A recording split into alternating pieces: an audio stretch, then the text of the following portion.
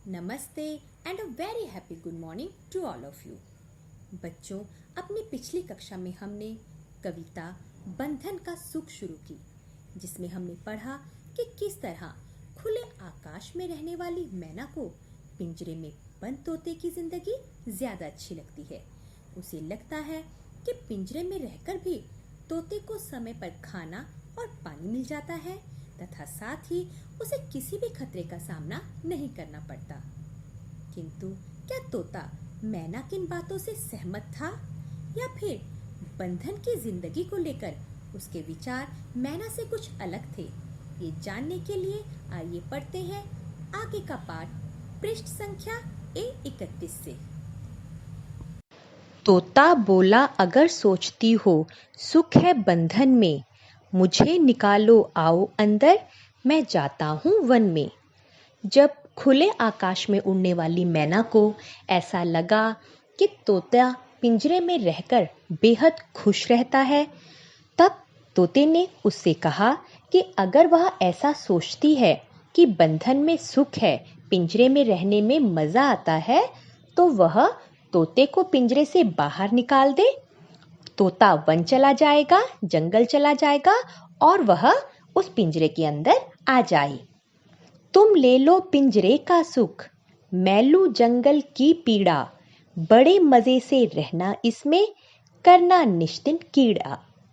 उसके बाद तोते ने उससे कहा कि तुम इस पिंजरे का सुख ले लो और मैं जंगल की पीड़ा, पीड़ा अर्थात दर्द, जो भी जंगल की तकलीफें हैं, जो भी जंगल में उन्हें खतरे हैं, वो उन सब को लेने के लिए तैयार है।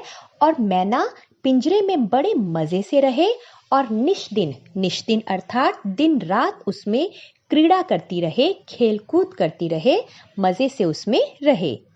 मैना ने खोला दरवाजा, जैसे ही पलछिन में, मैना को अंदर कर तोता खुद उड़ गया गगन में।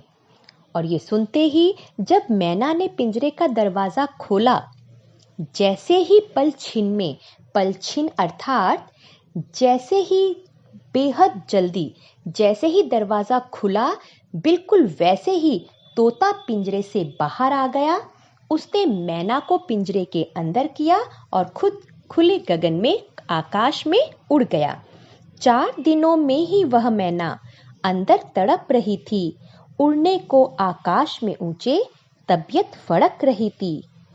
और 4 ही दिनों में अर्थात कुछ ही दिनों में पिंजरे के अंदर रहने के बाद मैना तड़पने लगी और ऊंचे आकाश में उड़ने के लिए अब उसका मन मचलने लगा। तबीयत फड़क रही थी अर्थात वह ऊंचे आकाश में उड़ना चाहती थी।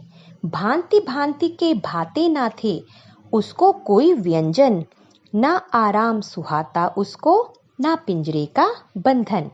अब मैना चाहे पिंजरे में बंद थी और उस पिंजरे में उसे भांति भांति अर्थात तरह तरह के व्यंजन, स्वादिष्ट चीजें खाने को मिल रही थी, लेकिन वे चीजें उसे अब भाती नहीं थी, अर्थात अच्छी नहीं लगती थी। ना ही उसको उस पिंजरे का आराम सुहाता था, अर्थात ना ही पिंजरे में रहने का आराम उसे पसंद आता था और ना ही पिंजरे का बंधन उसको अब अच्छा लगता था।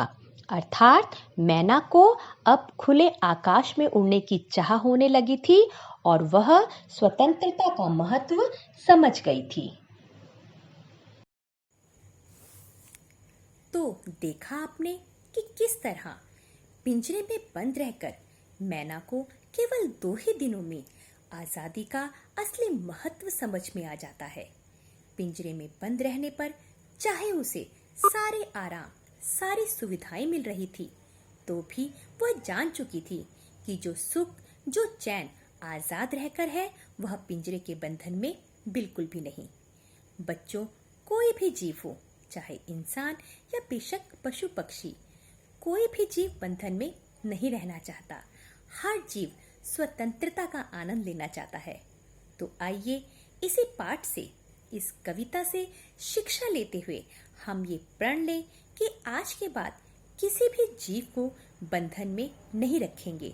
हर इंसान को, हर जीव को स्वतंत्र रहने का अधिकार है। और ये अधिकार हम मुझसे किसी भी हाल में नहीं छीनेंगे। इसी सोच के साथ घर पर रहिए, सुरक्षित रहिए। आपका दिन शुभ हो। इन्हीं मंगल कामनाओं के साथ एक बार फिर से आपको मीना मैम की प्यार भरी नमस्ते।